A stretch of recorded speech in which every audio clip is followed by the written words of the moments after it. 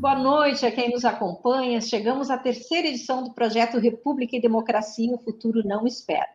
Assim como o diálogo e as sínteses de consensos que buscamos construir, o formato destes encontros também está em elaboração.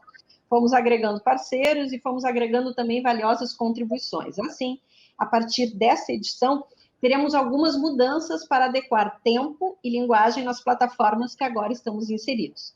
Este conjunto de entrevistas é promovido pelo Instituto Novos Paradigmas, o INPE, pelo Instituto Defesa da Classe Trabalhadora, o DECLATRA, com apoio da revista virtual Democracia e Direitos Fundamentais, com transmissão da TVT, da Rádio Brasil Atual, FM 38.9, para a Grande São Paulo, e ainda pela TV Educativa Bahia. A finalidade deste projeto é ouvir grandes personalidades políticas do país na busca de consensos estratégicos. E hoje, por falar em grandeza, recebemos Flávio Dino, governador do Maranhão, a quem desde logo agradecemos muito a presença aqui conosco. Eu vou rapidamente fazer uma apresentação, então, do governador, embora todo mundo já o conheça, mas é importante. Flávio Dino de Castro e Costa é o primeiro governador da história do PCdoB no Brasil. Nascido em São Luís, Dino é advogado, professor, ex-juiz federal. Na Universidade Federal do Maranhão, atuou no movimento estudantil e depois assessorou sindicatos de trabalhadores. Em 84, foi aprovado em primeiro lugar no concurso público para juiz federal, cargo que exerceu até 2006, quando deixou a carreira para entrar na política e hoje ocupa uma importante liderança, sobretudo pelas iniciativas exemplares na gestão do seu estado. Obrigada novamente, então, governador, pela sua generosa presença nesta iniciativa. Nossos mediadores desta noite são Tarso Genro, ex-ministro, ex-governador do Rio Grande do Sul, presidente do Conselho do INPE e idealizador deste projeto. E Ricardo Capelli, que está aqui conosco, meu colega jornalista, pós-graduado em Administração Pública pela FGV, com 20 anos de atuação no setor público, ocupando cargos de direção nos 3 níveis do governo. Atualmente é o nosso secretário de Educação do governo do Maranhão. Parabéns, Capelli, obrigada por estar aqui conosco. Eu sou a jornalista Sandra Bittencourt, diretora de comunicação do INPE. Então, como referi a vocês, a gente precisa atender um tempo limite de 1 hora, por isso vamos ser mais rigorosos com o tempo. Nas primeiras 2 entrevistas fomos mais flexíveis e não tem como evitar dar mesmo vontade de ficar conversando, principalmente pelas personalidades que atenderam o nosso chamado aqui. Mas a gente precisa, né, atender esse tempo. Então, as primeiras perguntas, a gente vai ter uma primeira rodada com as primeiras perguntas dos mediadores, um tempo inicial de 10 minutos, governador. Eu vou lhe alertar quando o senhor estiver chegando aos 10 minutos da primeira resposta para o nosso entrevistado. Os entrevistadores poderão solicitar aprofundamento de algumas questões ou propor novas abordagens. A nossa metodologia não é de debate, mas sim de constituir síntese e conseguir aprofundar algumas questões, tá? E poderemos propor novas abordagens. Depois a gente vai ter novas rodadas até concluir o tempo limite de 60 minutos, é o que temos. A transmissão dessa entrevista, como já referi para vocês, está sendo realizada nas páginas do INPE, DECLATRA, DDF, do próprio Tarso, do governador Dino, e Rede Soberania e também Brasil de Fato. E todas as entrevistas serão emitidas pela TVT, pela Rádio Brasil Atual e pela TVE Bahia, às terças-feiras, 22h30. Todo esse material, todas as entrevistas ficarão disponíveis para acompanhamento nesses canais e no site do INPE, né, que é www.novosparadigmas.com.br. Já conversamos com Ciro Gomes e com José Dirceu. Hoje ouviremos, então, Flávio Dino e, na sequência, Requião, Guilherme Boulos, Aloysio Mercadante, Luísa Erundina, Celso Amorim, Rui Pimenta, Manuela Dávila, Marina Silva, Benedita da Silva, que confirmou presença conosco também, Marina Silva e Fernando Haddad. E eu proponho vou começar com uma frase de um comunista célebre, considerando a crise, a urgência, a premência que vivemos nestes últimos dias. Como disse Lenin, há décadas em que nada acontece, e há semanas em que décadas acontecem. Parece ser o caso agora. Tarso Genro, na direção da Geringonça agora. Obrigado, Sandra. Meu querido Ricardo Capelli, a quem não conheço pessoalmente, mas temos uma comunicação já bastante continuada, por assim dizer, embora intermitente. Querido governador Flávio Dino, meu abraço, meu respeito, a minha fraternidade política permanente consigo, já testada em diversos processos eleitorais, onde, inclusive, eu, divergindo do meu partido, e apoiei as suas candidaturas aí no Maranhão. E não me arrependo. Aliás, hoje também está explicado historicamente por que o senhor tirou o primeiro lugar no concurso de juiz federal, né? Onde o Moro também participou, e não saiu numa classificação nem perto da sua, né? Estão sendo divulgadas as conversas do Moro com o Deltan Dallagnol, que mostram, na verdade, a formação de uma conspiração política, né? Que envergonha a justiça brasileira. Certamente esse cidadão ainda vai responder, né? Se tiver justiça na barra dos tribunais, o que ele fez. Vou direto ao ponto, governador Flávio Dino. Pandemia, democracia e fome.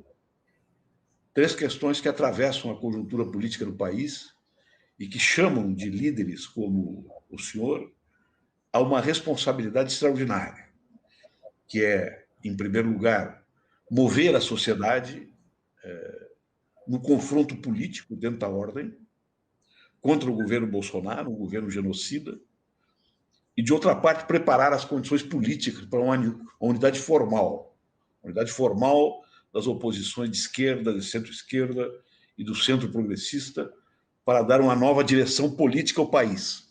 Tenhamos ou não um só candidato, 2 candidatos, 3 candidatos à presidência da República em 2022. Esta é uma questão posterior. A questão atual é a questão da unidade, a questão dos princípios e a questão da construção de uma alternativa política a esse governo genocida que está aí. Como é que anda essa unidade, governador Flávio Dino? Inicialmente, quero cumprimentar a Sandra, que nos coordena nesse evento, também o Ricardo Capelli, ambos jornalistas, e, claro, muito fraternalmente, o ministro, o governador Tasso Genro, e posso afirmar muito nitidamente, professor de muitas gerações de políticos e profissionais do direito no Brasil, entre os quais eu me incluo respeitosamente, uma vez que, quando ingressei na Faculdade de Direito em 1986, entre os textos que lia sobre pensamento crítico do direito estavam aqueles escritos por Tasso Fernando Genro, que na época escrevia no âmbito da chamada Nova Escola Jurídica Brasileira, liderada pelo saudoso mestre Roberto Lira Filho. Então, é claro que, para mim, é uma alegria poder dialogar sobre temas tão prementes com todos aqueles que nos acompanham, pelos vários veículos, páginas, sites, todos aqueles que estão nos assistindo. De fato, creio que este tripé que você apresenta, Tasso, como introdução à pergunta, deve ser aquele que presida as nossas preocupações e as nossas ações. Exatamente porque eu acho que está contida uma hierarquia de problemas a serem enfrentados. Quando você fala de fome, pandemia e democracia, você lembra corretamente que antes de falarmos de 2022, nós temos 2021. Na verdade, não existe 2022 sem nós percorrermos, junto com o nosso povo, essa via crucis que nós estamos trilhando, desde, especialmente na minha ótica, o inconstitucional impeachment contra a ex-presidenta Dilma, temos assistido uma era de retrocessos. Isso se agudizou nesses anos mais recentes e ganhou contorno de dramaticidade com esta crise sanitária que leva a que irmãos e irmãs, brasileiros e brasileiras, estejam agonizando em hospitais em todo o país, em casas, sem assistência. Então, nós temos essa agenda que nos convoca, claro, a agenda eleitoral do próximo ano, mas por sobre ela, para dar sentido a ela, nós temos a imprescindibilidade de atravessarmos essa luta com a população relativa à temática da pandemia, que se articula de modo umbilical com a luta pela vacina e pela vacinação, que é nossa, porque se não fosse a nossa luta, disto que nós convencionamos chamar de Frente Ampla Democrática, nós não teríamos até hoje vacina no Brasil. Me refiro à esquerda política e a setores do centro liberal que caminharam e têm caminhado junto conosco para que a gente consiga vacinas, e isso é vital para superar a pandemia. Temos essa temática do auxílio emergencial, uma vez que sabemos que uma economia em que convive estagnação e inflação é uma economia que mata, e mata não só simbolicamente, como literalmente, mata pela fome. Então, a temática do auxílio emergencial é vital. E a questão democrática para que nós tenhamos liberdades políticas.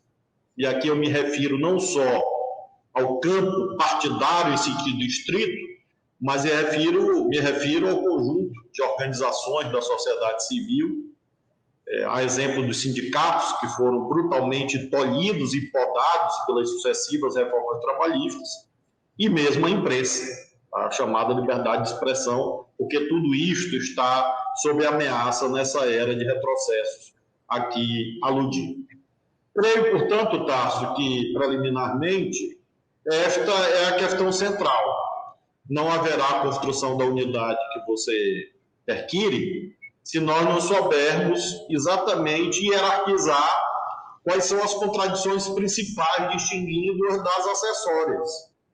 E isso é especialmente importante num dia como esse de hoje, 1º de fevereiro, e que nós estamos assistindo à deserção de setores do chamado Centrão em direção ao bolsonarismo.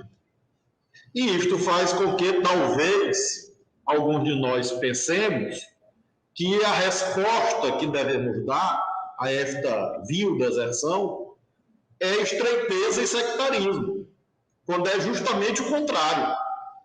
Quanto mais nós estreitarmos, pior fica. Nós temos que ampliar, perseverar nesse caminho. Mesmo que a catequese tenha se revelado parcialmente frustrada com este blocamento da representação parlamentar da direita em torno dos candidatos do bolsonarismo, não significa que a tática está errada. Só há luta nesse instante, especialmente na Câmara, porque nós tivemos essa amplitude. De modo que eu creio que devemos perseguir esta amplitude a máxima quanto possível e, para isso, encontrar as bandeiras corretas. E acho que as bandeiras corretas são as de 2021, como você colocou, porque elas se articulam com um horizonte mais largo, sobre o qual tratarei mais adiante, em torno do programa capaz de nos conduzir à vitória eleitoral em 2022. Obrigada, governador. Muito disciplinado. Não exauriu os 10 minutos, mas a gente já emenda com uma pergunta, então, do Capelli, por favor. Primeiro, boa noite, Sandra. Boa noite, ministro Tarso Genro, sempre uma referência para todos nós. Governador Flávio Dino, que tem se constituído numa voz nacional das mais importantes. Eu ia tocar, ia fazer uma provocação justamente no sentido do que o governador falou agora. Quer dizer, a candidatura do Baleia Rossi, nesse momento, é interessante porque é o primeiro momento, desde a eleição de 2018, que o campo progressista conseguiu marchar unido, né? Na eleição de 20, o campo se dividiu completamente, mas o campo consegue se unir em torno da candidatura do Baleia Rossi, quer dizer, de uma candidatura, uma aliança mais ampla. Se a gente pudesse, de 2018 para cá, dizer, quer dizer, qual é o primeiro evento, quer dizer, além de votações importantes, como a prorrogação do Fundeb, o próprio auxílio emergencial, quer dizer, uma série de votações, mas do ponto de vista simbólico, político, quer dizer, a união em torno do Baleia Rossi é um primeiro momento de consolidação do que a gente chama de frente ampla, né? Então, essa questão que o governador colocou, quer dizer, de que não é o momento de estreitar, é o momento de ampliar. Quer dizer, não é porque houve deserção que a gente deve tomar o caminho contrário. Nesse rumo, governador, quer dizer, como construir, quer dizer, até o tema dessa iniciativa fantástica aqui, coordenada pela Sandra, liderada pelo ministro Tarso Genro, como construir um consenso estratégico daqui para frente? Se fala muito de frente ampla, quer dizer, a experiência de frente ampla, as pessoas me perguntam, quer dizer, em frente ampla, quer dizer, mas o Maranhão constrói frente ampla na prática. Quer dizer, o Maranhão tem partidos dos espectros políticos dos mais amplos. Então, como construir esse consenso estratégico daqui para frente para derrotar o obscurantismo no país? Permita, governador Flávio Dino, na mesma direção colocada pelo Capelli, que é exatamente o ponto nodal, o ponto central que nos reúne aqui nesse projeto Democracia e República, né? Que o senhor abriu muito bem. Voz pública comum, em pontos comuns elaborados em conjunto, extraídos de uma mesa política concertada pelas grandes lideranças democráticas de esquerda, de centro-esquerda do país, para, sobre esses temas, falar em comum, tirando da agenda quem são os candidatos em 2022, mas integrando, evidentemente, essas pretensões da candidatura nesta negociação que um dia vai ter que ser desenvolvida e vai ter que ser formalizada, embora não seja esse o momento. É possível essa mesa política estruturar, nesse momento, relações dessa natureza em direção à travessia, à PESAC, né? Do ano que estamos, do ano que está transcorrendo em direção a 22? Ou isso ainda é uma impossibilidade? Não há dúvida que é possível, uma vez que já conseguimos em outros momentos, quando nos unificamos, por exemplo, na travessia da longa noite da ditadura militar para a democracia. De um modo geral, tivemos essa voz em comum, articulada, concertada e, por isso, eficaz. Isto se manteve, de um modo ou de outro, em todo o período liderado pelo presidente Lula, até praticamente meados da década pretérita, ou seja, até 2012, 2013, nós tínhamos mais ou menos esse senso de unidade no campo democrático popular. Às vezes uma dissensão daqui e da colar, mas seguida da reunificação, e não de um fosso intransponível. Isso, lamentavelmente, desde então, nós tivemos esta lógica da dissolução de vínculos e quebra de laços interpessoais de confiança. E isso resultou em derrotas estratégicas.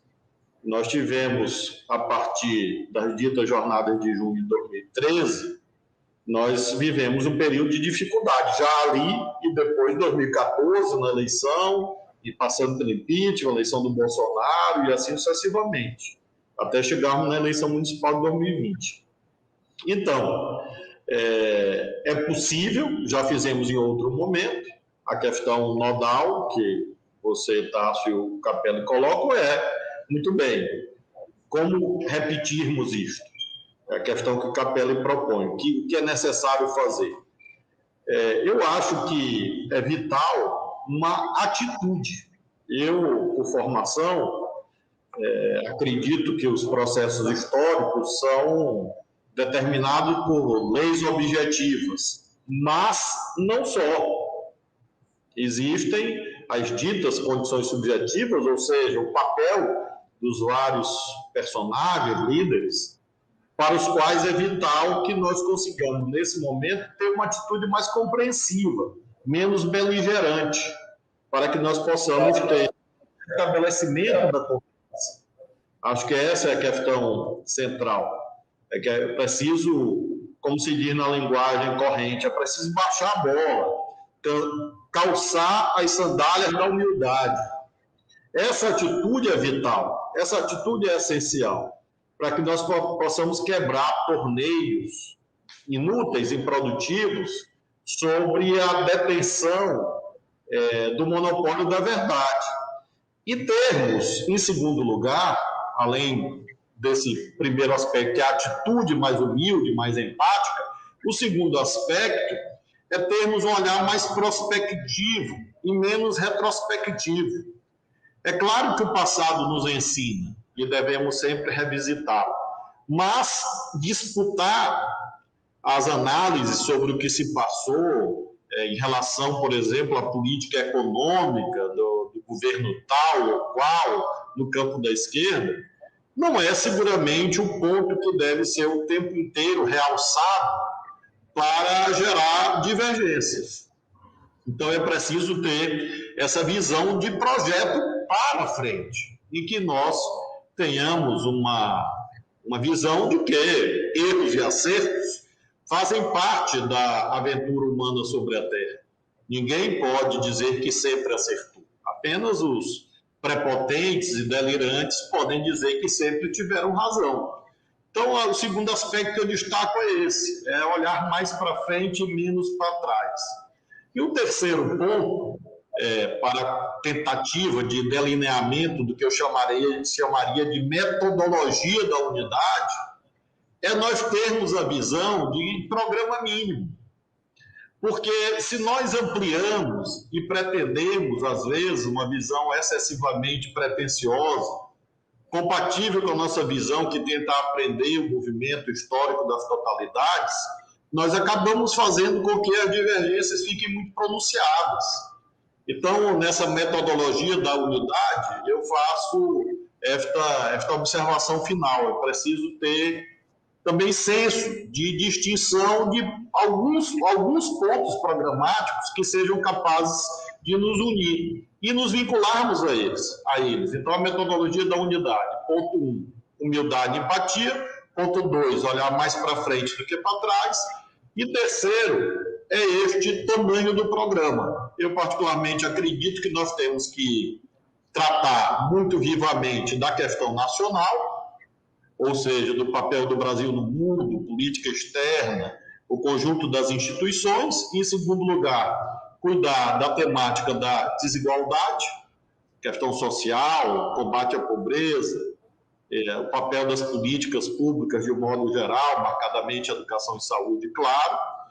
Em terceiro lugar, tratar da questão econômica, o papel do Estado, serviços públicos, economia verde, meio ambiente, política industrial. Se nós caminharmos por aí, é claro que faço aqui um cardápio um pouco improvisado, não tenho ele escrito aqui diante dos meus olhos, mas, de um modo geral, creio que o cardápio é esse, que é o cardápio da União, porque nós temos, eu não conheço, tá? Se você tem muito mais experiência do que eu, e muito mais conhecimento do que eu, creio que concordará, que eu não conheço, quando você reúne lideranças do nosso campo progressista, da esquerda, divergências profundas em relação a esses temas. Não conheço. Pode ter, por exemplo, o Ciro acha que o regime de repartição na Previdência acabou. Ele sustenta, por exemplo, um certo regime de capitalização. Eu tenho muita curiosidade de como isso funcionaria num país tão desigual quanto o nosso. Mas é uma questão, assim, que não me parece que divida de modo insolúvel o nosso campo. Agora, se nós colocarmos 50 temas sobre a mesa, 100 temas sobre a mesa, é claro que aí você prioriza a dissolução do programa e aí você não caminha. Então, eu acho que nós temos, e a contribuição desse projeto que tu lideras deve ser essa, encontrar a metodologia da unidade, porque a metodologia da unidade é que vai garantir que ela possa se concretizar, porque tem que haver uma articulação, uma congruência entre meios e fins. Então, nós, mais ou menos, convergimos quanto aos fins, aos objetivos, ao programa.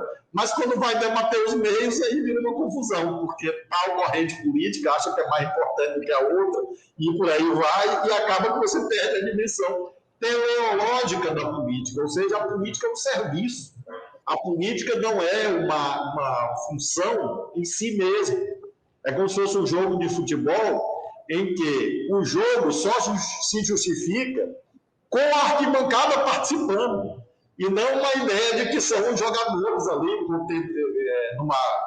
contendo entre eles, e isso fosse algo apartado da sociedade. Não, a política é diferente. É a arquibancada junto com quem está aqui e todo mundo jogando junto, para encontrar esse caminho que possa gerar essa unidade que, disse no início, é uma possibilidade e é uma necessidade, porque sem ela nós vamos, infelizmente, colher resultados negativos e, ao mesmo tempo, não estaremos à altura das necessidades e sofrimentos do povo. Essa que é a questão principal.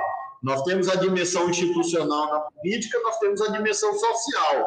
Quando, às vezes, a gente fala de frente ampla, alguns ficam olhando só a dimensão institucional, os partidos, etc. É claro que tem que olhar para isso, mas a dimensão social é frente ampla com o povo, é frente ampla com os vários segmentos sociais, inclusive aqueles que não são de esquerda e não são organizados. Esse é o mais importante. E, para isso, é preciso que haja esse senso de unidade e essa metodologia capaz de concretizar. Muito bem, o governador nos traz até uma sugestão de metodologia de criação de um repertório, então, para a gente trabalhar em cima de pontos comuns. Eu gostaria, antes de encerrar essa primeira rodada, governador, explorar um pouquinho o primeiro ponto, que tanto o Tarso quanto o Capelli referiram, e que é um tema, né, premente e urgente.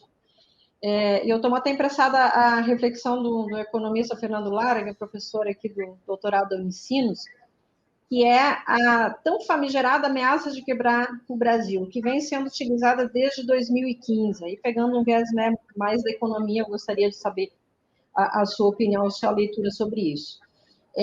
Essa ameaça de quebrar o país, ela serviu como justificativa para as políticas que deram origem ao teto de gastos, que é um componente fundamental para essa lenta recuperação econômica, né?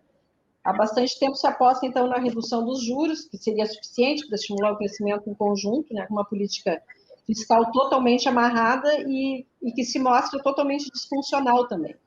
Só que, a despeito de tudo ter se mostrado falso, a consequência era só um desempenho econômico ruim e altas taxas de desemprego. Aí veio a pandemia, né, veio a crise, foi necessário oferecer o auxílio emergencial, certo? Todo mundo reconheceu que foi positivo para que não houvesse um completo desastre.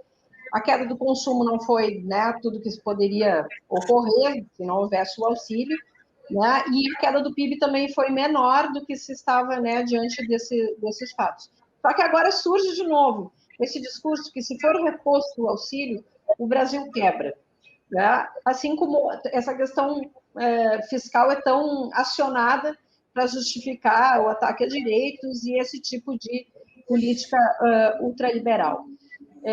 Qual é a sua visão sobre isso? Qual é a sua leitura? Qual seria o mais urgente a trabalhar conjuntamente e seria supostamente uma questão consensual aí entre as forças progressistas desse ponto de vista econômico? Pelo menos os dois outros entrevistados, Ciro e Zé Dirceu, se mostraram muito convergentes nessa análise. É muito curioso, Sandra, esse argumento de que o país quebra, porque eu nunca vi na história dos povos uma guerra no sentido estrito da palavra, ser antecedida de um debate entre economistas sobre como que a guerra será financiada. Eu nunca vi Roosevelt, Churchill, De Gaulle, Stalin, seja lá quem for o líder na Segunda Guerra Mundial, debatendo como os canhões e bombas iam ser pagos, e os aviões e por aí vai.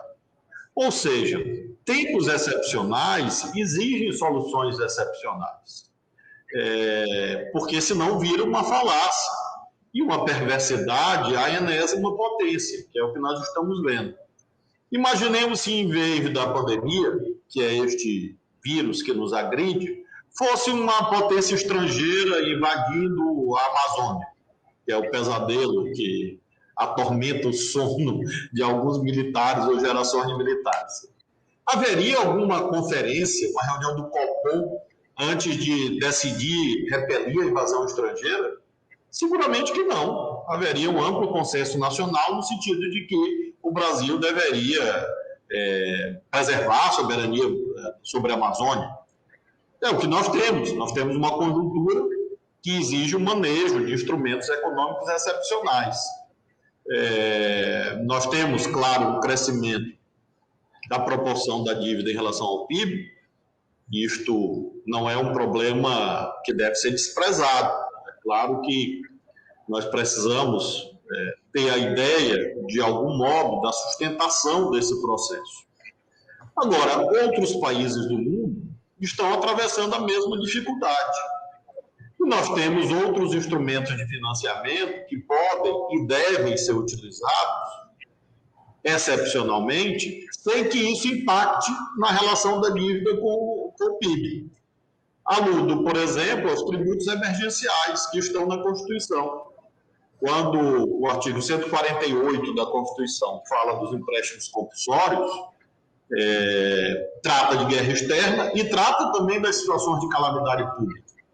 Então, é hora, por exemplo, da criação de um empréstimo compulsório sobre os bancos, sobre as grandes fortunas, sobre os bilionários, para compor um fundo. Isso está na Constituição, isso não é nenhuma tese revolucionária, é cumprir o que está escrito. No artigo 148, inciso 1º, se não me falha a memória, da Constituição está lá, empréstimo compulsório em caso de calamidade pública.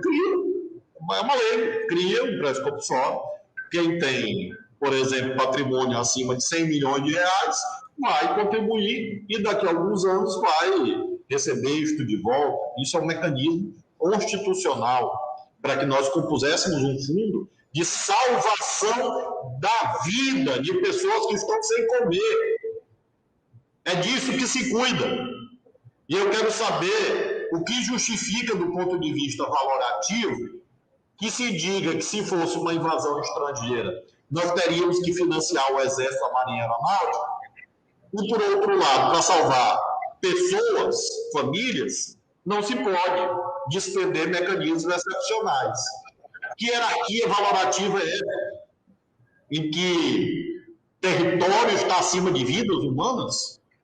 Claro que isso é disparatado, assim, creio que nós temos tributos extraordinários sobre os mais ricos, que é a velha tese da capacidade contributiva, da progressividade tributária, que está na Constituição também. Que parece que é a bandeira da esquerda. Não, é a bandeira da Constituição, é a bandeira do Brasil. Artigo 145, parágrafo 1º da Constituição. Está lá, está escrito na Constituição. E nós temos, evidentemente, um outro poder do Estado, que também está na Constituição. Artigo 164 da Constituição. Poder de emitir moeda. Então, a Constituição Federal, nos marcos do Estado de Direito, oferece os instrumentos para que nós possamos, excepcionalmente, financiar essa dramática necessidade, que é a volta de algum tipo de auxílio emergencial. E vou lhe dizer uma coisa, Sandra. Agora, de algum modo, com esta conjuntura política, eles vão dar um jeito de fazer alguma coisa, porque o teto de gastos é inexequível. O teto de gastos é uma hipocrisia, é algo farisaico. É para, usando a expressão cunhada do século XIX, é lei para inglês ver. Porque não é à toa que nós estamos em fevereiro e não temos sequer orçamento de 2021. Não existe orçamento geral da União. Vai ser votado em abril, maio. Por quê? Porque, obviamente, é impossível cumprir o teto de gastos e votar o orçamento sem cortes gigantescos nas políticas públicas. Então, eles vão dar algum jeitinho. Olha, entre dar jeitinho, supostamente para não assustar o mercado, eu acho que é melhor ser leal. E a lealdade exige transparência e exige o cumprimento da Constituição. Então, os instrumentos excepcionais lá estão. É o que eu, particularmente, sugiro, para que nós possamos proteger as famílias e as micro e pequenas empresas, porque também me sensibiliza a taxa de desaparecimento, de extinção de negócios familiares pelo país de fora, sobretudo em ramos como alimentação fora do lar, pequenos estabelecimentos dedicados ao turismo. O estado do Rio Grande do Sul tem uma força de atrativos turísticos bastante expressivos, na Serra Gaúcha, por exemplo, mas não só. E sei que toda essa economia está sofrendo muito, de pequenas pousadas, de restaurantes, bares. Então, você tem que também cuidar desta economia real dos empreendedores. E, para isso, você tem que usar esses mecanismos. Ou seja, não é só emitir título da dívida pública, que garante financiamento excepcional para as tarefas do Estado. Governador, estabelecer uma conexão entre tarefas atuais, concretas, tarefas intermediárias e tarefas futuras desse campo. Bloqueio da morte, a luta pela vacina e pela vacinação. É uma luta que está sendo feita com sucesso, diga-se de passagem, embora o governo federal, com a sua postura genocida, tenha bloqueado, tenha atrapalhado, tenha complicado, né? É uma luta que o senhor e o governador Dória, duas pessoas com orientações políticas diferentes, estão enfrentando, né? Liderando o país, com outros governadores que também merecem o nosso respeito, né? Como o governador Rui Costa, da Bahia. Não vou mencionar os demais, porque a maioria dos governadores estão nessa luta. A defesa da vida supõe uma outra questão, é a guerra contra a fome. Uma guerra contra a fome. Os nossos irmãos brasileiros começam a morrer de fome também. Nós vimos uma reportagem ontem no Fantástico, que era um coice no peito, uma dor imensa que causava entre nós, brasileiros, vendo os nossos irmãos e irmãs não tendo de comer. Há muito tempo não se via isso no Brasil. Isso é culpa deste governo genocida que está aí. Então, na luta contra a fome, nós temos a luta imediata pela ajuda emergencial, a ampliação do Bolsa Família. E tem uma outra coisa também que eu acho que nós devemos pensar, e que eu peço a sua opinião sobre isso.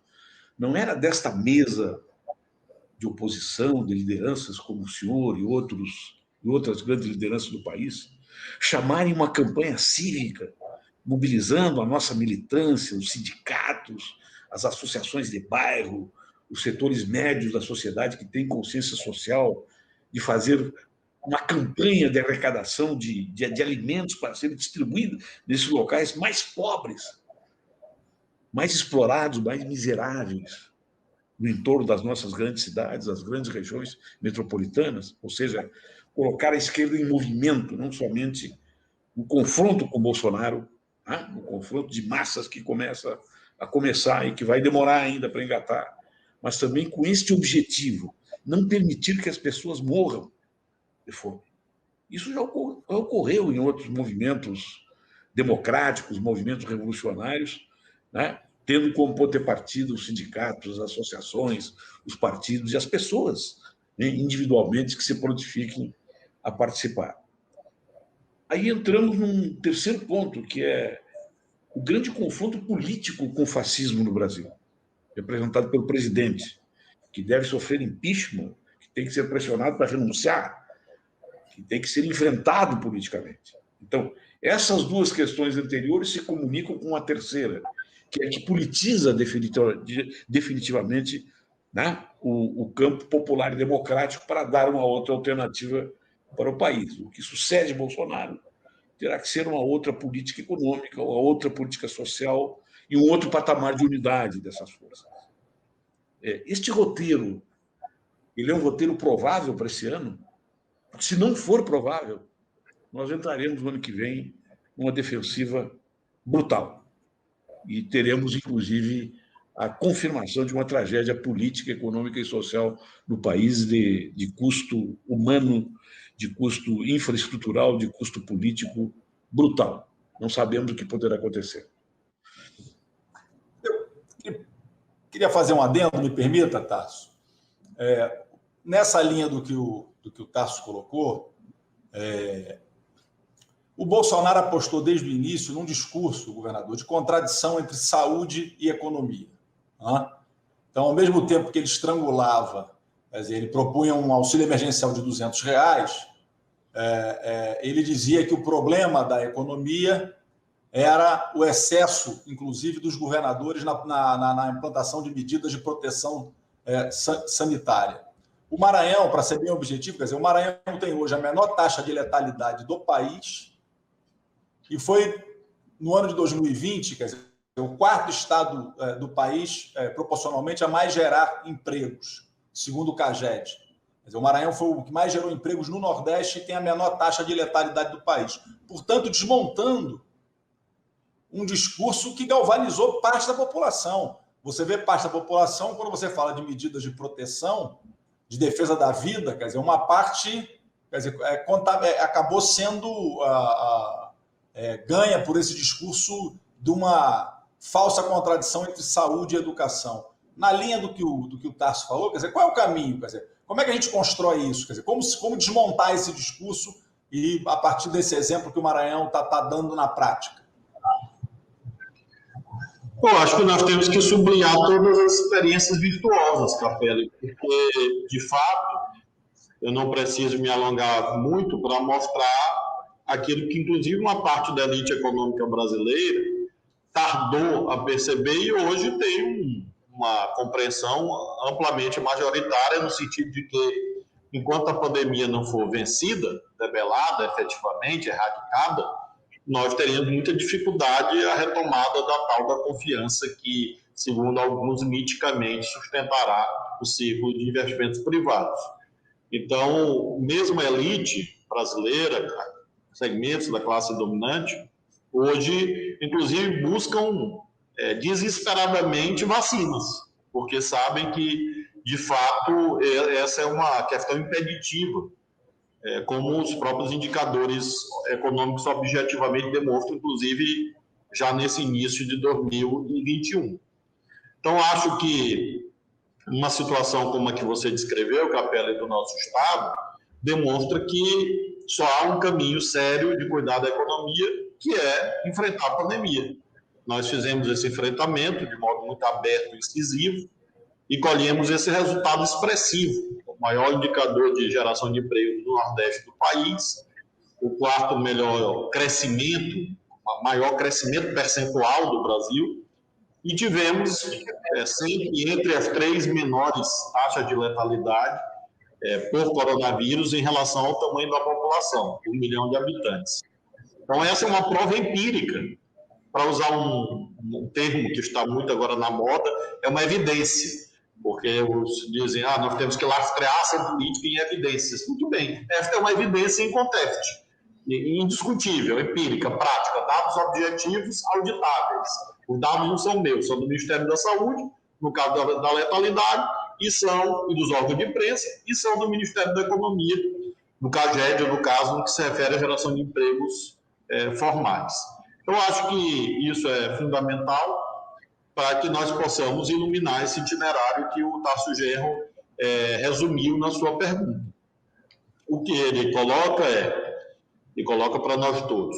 Isso ocorrerá em 2021, porque creio que esta síntese, Tarso, foi perfeita no sentido das nossas tarefas doravante, seja agora urgentes emergenciais, uma espécie de um programa emergencial, seja do que se refere aos desdobramentos futuros.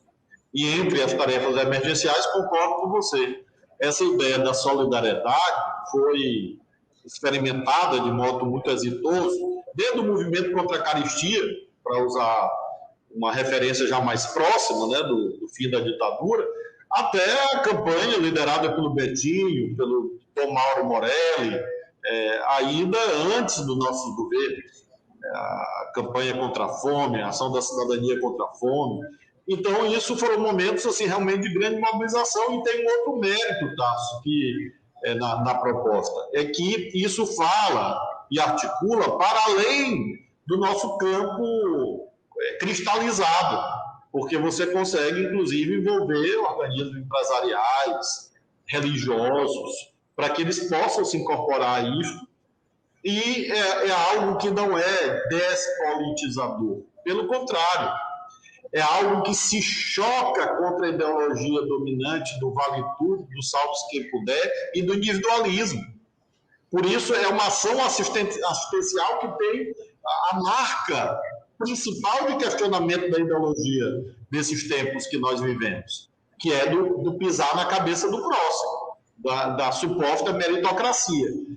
A solidariedade, nesse aspecto, quebra esse discurso de que o mérito, entre aspas, justifica todas as desigualdades, quando, obviamente, nós sabemos que isso é uma construção ideológica para legitimar as obscenas desigualdades que tem no Brasil. Então, acho que a proposta é meritória e merece integrar esse cardápio. Será feito? Nós temos alguns problemas. Começamos o ano com uma segunda onda da pandemia que surpreendeu daqui da colar, ou seja, nem o mais pessimista dos analistas poderia prospectar essa situação trágica, uma das piores da história brasileira, que é essa situação que nós estamos vendo da Amazônia. Hoje nós temos no Rio Grande do Sul pacientes oriundos de Rondônia. Nós temos pacientes do Acre com dificuldades, ou seja, não é apenas Manaus, é uma região esquecida do Brasil, vítima das desigualdades regionais. E, obviamente, fatores locais. Eu não posso eximir ninguém, também não me cabe julgar. Mas o certo é que nós temos um quadro que demandou essa luta, temos a vacinação, tem essa batalha hoje da Câmara e do Senado. Eu creio que esse debate que você tem propiciado é o primeiro momento do ano de 2021, em que lideranças são instadas a algum tipo de reflexão mais coletiva. E eu espero que, com esta fim dessa batalha de hoje, nós, da Câmara e do Senado, nós tenhamos esse desenho. Eu próprio tenho me dedicado a isso, muito institucionalmente no campo que me cabe primacialmente, qual seja da articulação dos governadores. Hoje presido o consórcio da Amazônia Legal, participo do consórcio do Nordeste, do consórcio do Brasil Central, tenho um bom diálogo com o governador de São Paulo, embora seja de outro campo político ideológico, tenho me dedicado a esta articulação entre os governadores. E me disponho, claro, a participar muito vivamente dessa ideia, Tássio, de que nós consigamos ter essa voz comum em torno, sobretudo, desse momento de um programa emergencial. Eu creio que é isso que nós devemos fazer. Se você me perguntasse, Flávio, o que devemos fazer amanhã, além das análises inesgotáveis sobre causas desse ou daquele resultado da Câmara e do Senado, devemos despender energia no principal. Em vez de ficar discutindo o impeachment, ficar discutindo o lulopetismo, essa expressão que, inclusive, não me agrada, acho ela pejorativa, acho ela agressiva. Ao invés de ficar discutindo essas coisas que não constrói, eu acho que é preciso ter um programa emergencial. Programa emergencial. Nós fizemos uma aqui no Maranhão. Nós fizemos o programa emergencial Celso Furtado, em homenagem ao centenário desse grande estadista brasileiro, grande economista brasileiro, que lançamos e executamos de agosto a dezembro.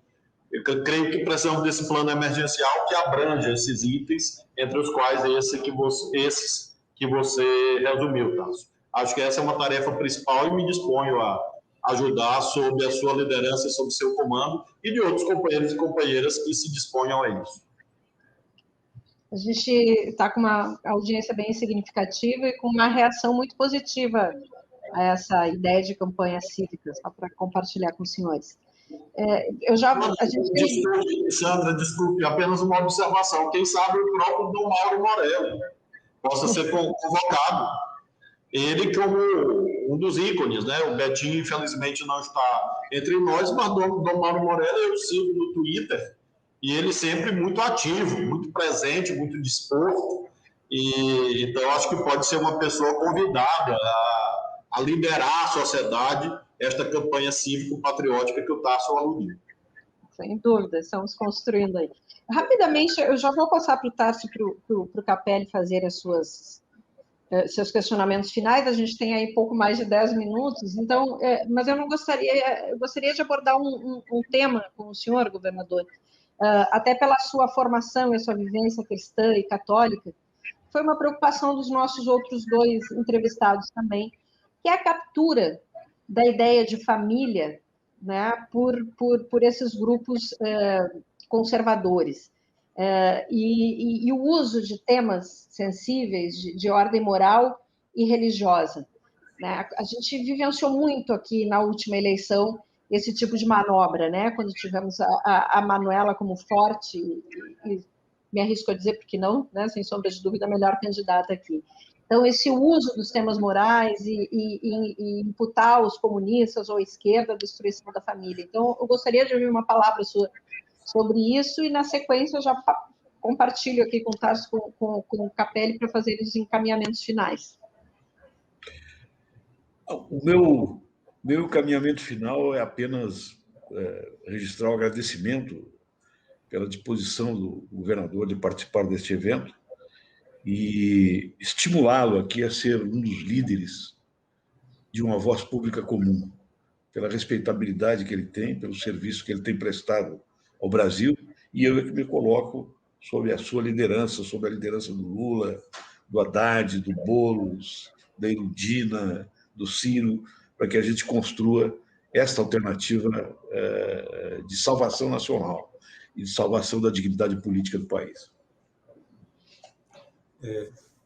Eu vou terminar pelo começo, pela questão do consenso estratégico. Quer dizer, a gente caminhando para um programa comum, quer dizer, construindo, chegando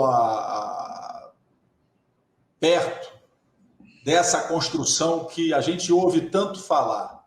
Quer dizer, existe espaço, quer dizer, é desejável que a gente tenha no cenário político brasileiro um consenso estratégico que chegue ao nível institucional, que a gente chegue a um desenho como a Frente Ampla do Uruguai, como o CNA na África do Sul, e como outras experiências que a gente tem visto pelo mundo, quer dizer, do campo progressista avançar para um consenso, inclusive orgânico, eleitoral, quer dizer, esse é um caminho desejável.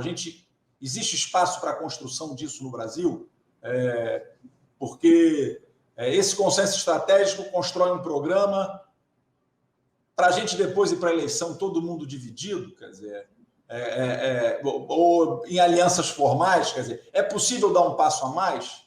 Então é uma reflexão que eu deixo aqui na minha contribuição final.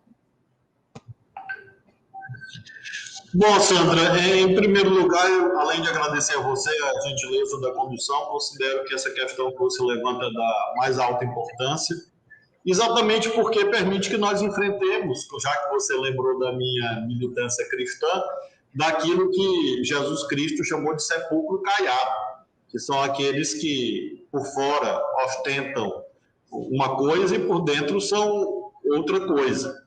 Eu vejo, por exemplo, Jair Bolsonaro, repentinamente, guindado à condição de defensor da família tradicional.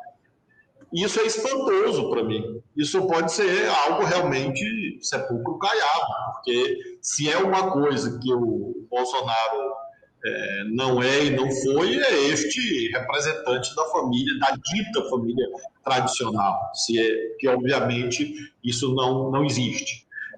Porque ao longo da história e ao longo dos povos e das civilizações nós tivemos várias conformações de acordo com a cultura de cada povo, de cada momento.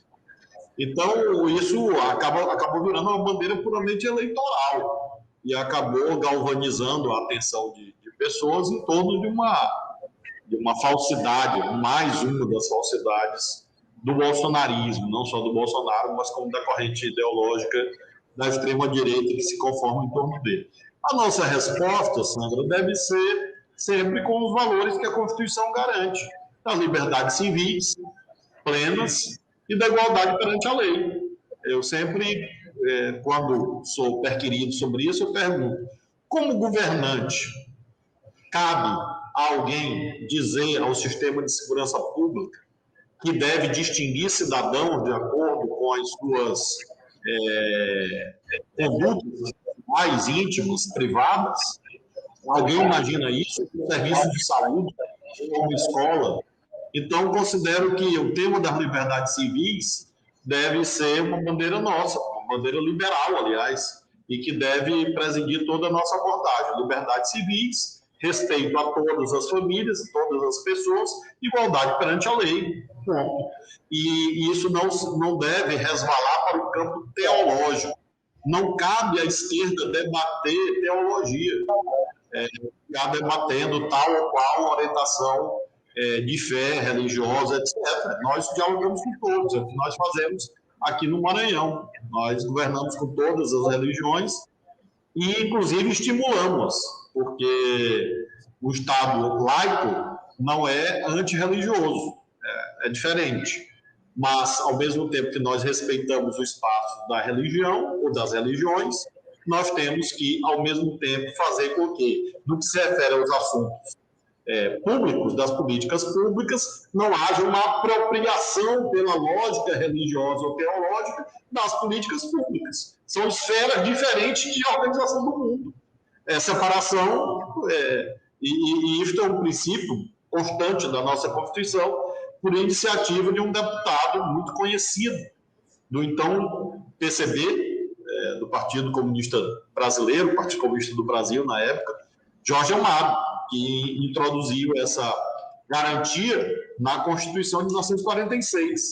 Então, eu acho que é por aí que a gente deve caminhar e não se perder nisto e, ao mesmo tempo, combater o farisaísmo desses que se pretendem guardiães daquilo que eles próprios não praticam nas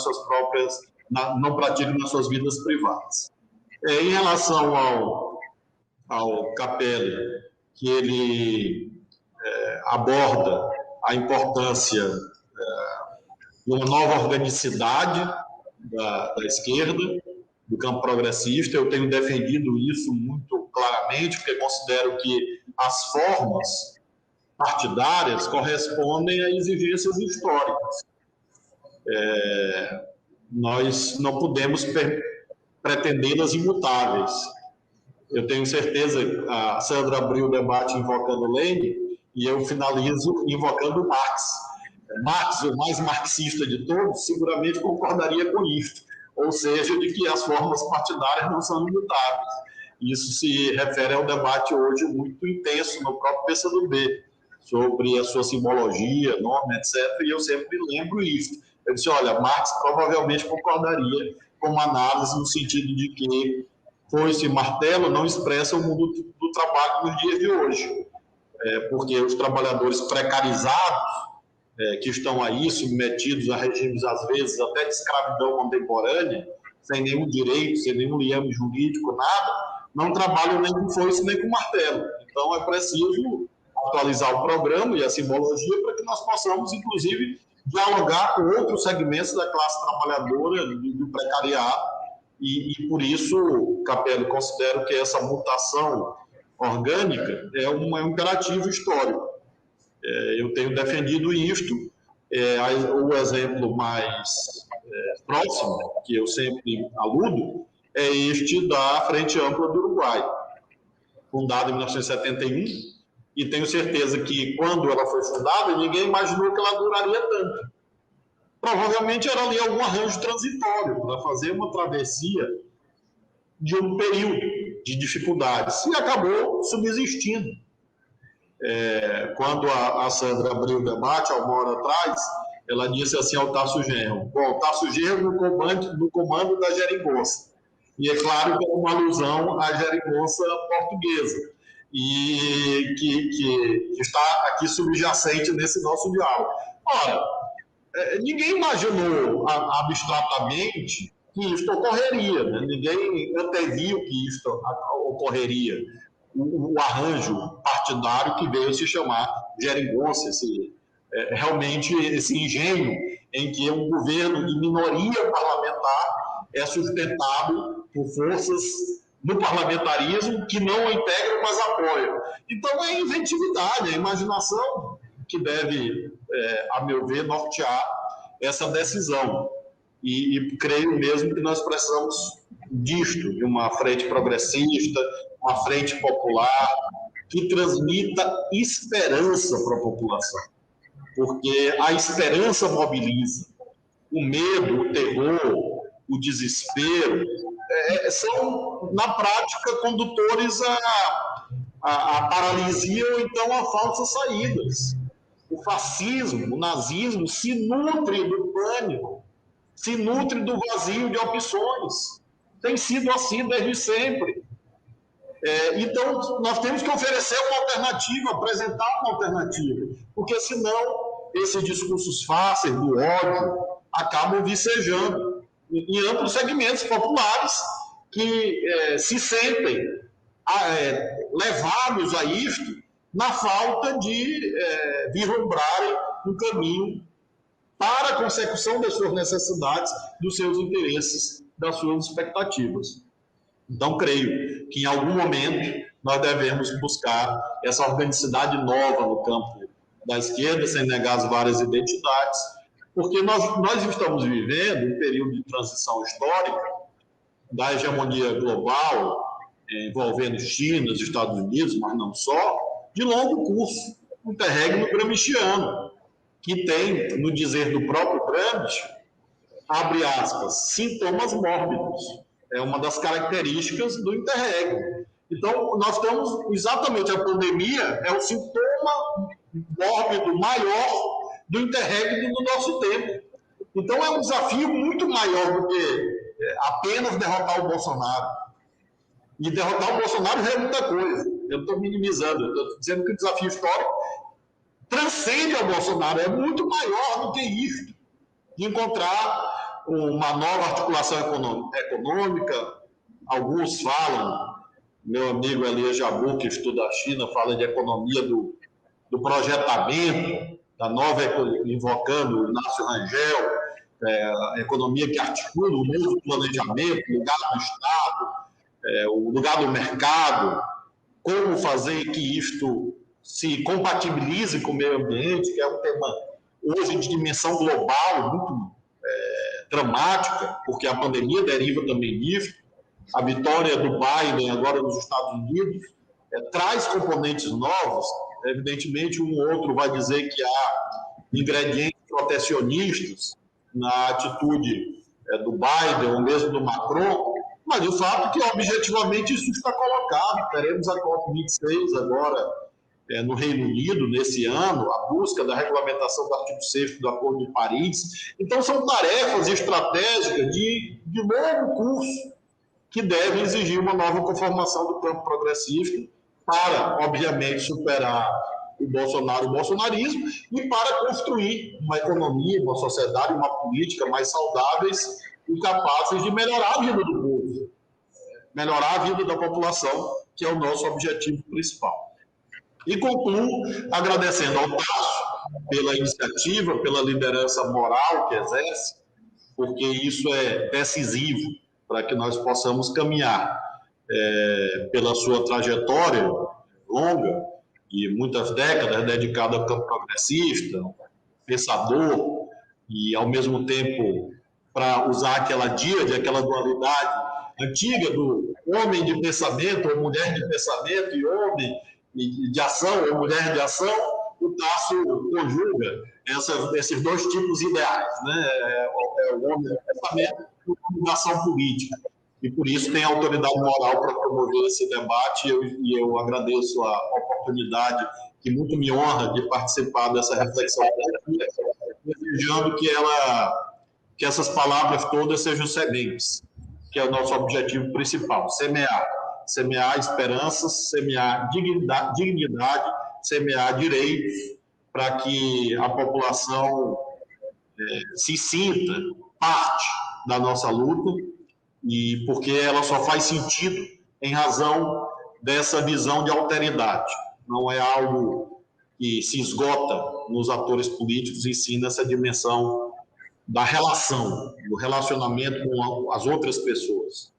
E esse debate ajuda que nós possamos semear em solo fértil e colher bons frutos. Eu sempre acredito nisso. Eu sempre acredito que a esperança vence o medo, para usar uma expressão muito conhecida, muito querida e que sempre nos envolve e impulsiona emocionalmente. Muito obrigado.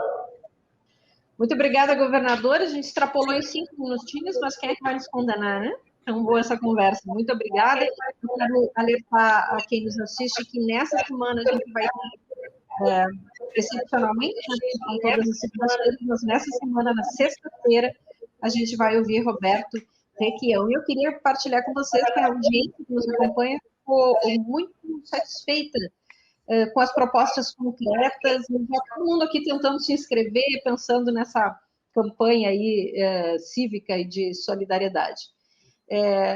Muito bom. Eu vou ser obrigada a encerrar com um comentário da minha mãe, que é a minha audiência permanente, diz a dona Eva aqui. Muito boa e esclarecedora a ideia de que ainda pode ser feito algo pelo povo brasileiro. Parabéns aos participantes. Muito obrigada.